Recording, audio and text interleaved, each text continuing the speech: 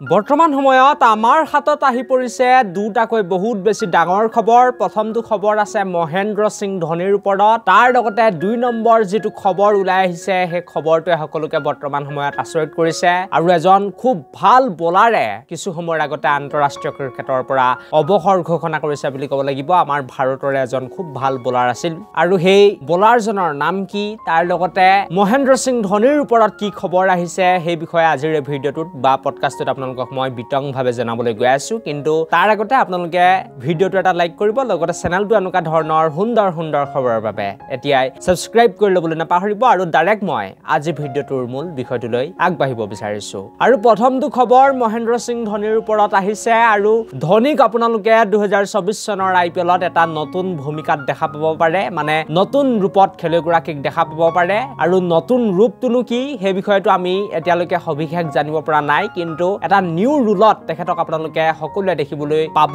কিন্তু যি খবৰ ওলাই আহিছে বা বহুত এতিয়া নিউজ চেনেলে যি ৰিপৰ্ট কৰিছে সেই ৰিপৰ্টৰ মতে হয়তো মহেন্দ্ৰ সিং ধোনীয়ে 2008 চনৰ IPLত যেটো কাম কৰিছিল বা 2004 চনত যেতিয়া ফাৰ্ষ্ট টাইম ভাৰতীয় দলৰ হৈ তেখেতে খেলিবলৈ আহিছিল, তেতিয়া যেটো পজিশনত তেখেতে বেটিং কৰিছিল সেই পজিশনটোতে তেখেতে 2024 বৰ্ষৰ IPLত বেটিং কৰিব পাৰে বুলি জানিব পৰা গৈছে। আৰু আপোনালোকক মই জনাই দিব বিচাৰিছো যে 2024 চনৰ IPL হ'ব মহেন্দ্ৰ সিং ধোনীৰ একেবাৰে অন্তিমটো IPL। তাৰ ইংগিত এতিয়া ধোনীয়ে লাহে লাহে দি দিছে। তাৰ লগতে 2004 চনত ধোনীয়ে যিদৰে আহিছিল প্ৰথম আন্তঃৰাষ্ট্ৰীয় ক্ৰিকেট খেলিবলৈ, ঠিক সেইদৰে এতিয়া তেখেতৰ যেটো হেয়াৰ ষ্টাইল বুলি ক'ব লাগিব সেই চুলিখিনি একেই হয়, গতিকে বহুতো এতিয়া ইংগিত দি দিছে। তাৰ লগতে চেন্নাই ছুপাৰ কিংছ দলৰ খুব এগৰাকী ভাল বোলাৰ দীপক চাহাৰেও সেই কথাটো দুদিনমানৰ আগতে এটা ইণ্টাৰভিউত কৈছিল যে মহেন্দ্ৰ সিং ধোনীৰ হয়তো এইটোৱে IPLৰ লাষ্ট সিজন হ'ব পাৰে, গতিকে একেবাৰে অন্তিমটো IPL সিজনত তেখেতে এটা নতুন ভূমিকা গ্ৰহণ কৰিবলৈ গৈ আছে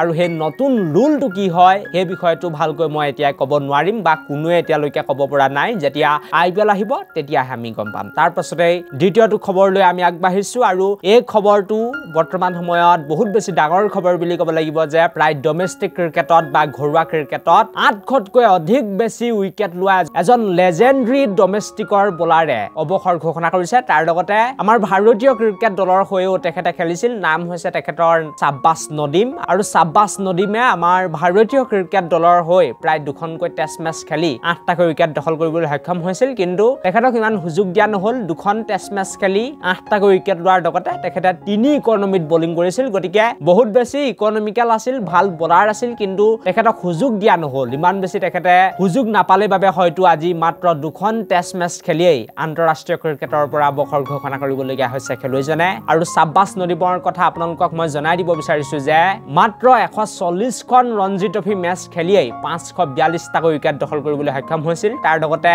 লিষ্ট এ ক্ৰিকেটত মানে বিজয় হাজাৰে টুৰ্ণামেণ্টত, ইয়াৰ লগতে মই যদি সহজভাৱে আপোনালোকক বুজাবলৈ যাওঁ, এদিনীয়া ফৰ্মেটত তেখেতে প্ৰায় 175টাকৈ উইকেট দখল কৰাৰ লগতে T20 ফৰ্মেটতো ঘৰুৱা ক্ৰিকেটত 125টাকৈ উইকেট দখল কৰিবলৈ সক্ষম হৈছিল। মুঠতে আপোনালোকে যদি IPL মিলাই তেনেহলে IPLতো প্ৰায় 72টা উইকেট আছে, গতিকে টোটেল 900তকৈ অধিক বেছি উইকেট এইগৰাকী বোলাৰে লৈছিল। সেইবাবে মই লেজেণ্ডৰী ডমেষ্টিকৰ বোলাৰ বুলি কৈছো, কিন্তু উপায় নাই, তেখেতে ইমান বেছি সুযোগ নাপালে। যিমান তেখেত ভাল বোলাৰ আছিল, যিমান তেখেত ইকনমিকেল এগৰাকী খেলুৱৈ আছিল, সেই মতেতো তেখেতে ভাৰতীয় দলত আৰু সুযোগ পাব লাগিছিল, বলিং ভাল কৰিছিল, কিন্তু নাপালে। এতিয়া বৰ্তমান সময়ত কিছু সময়ৰ আগতে শাব্বাছ নদীমে আন্তঃৰাষ্ট্ৰীয় ক্ৰিকেটৰ লগতে ঘৰুৱা ক্ৰিকেটৰ পৰাও টাটা বাই বাই চিৰবিদায় জনাই দিছে। আৰু এই দুটাই আছিল বৰ্তমান সময়ত ওলাই অহা আটাইতকৈ বেছি ডাঙৰ খবৰ। আশা কৰো এই ভিডিঅ'টো চাই আপোনালোকে নিশ্চিতভাৱে অকণমান হ'লেও উপকৃত হ'ল। থেংক ইউ ফৰ ৱাচিং দিছ ভিডিঅ'।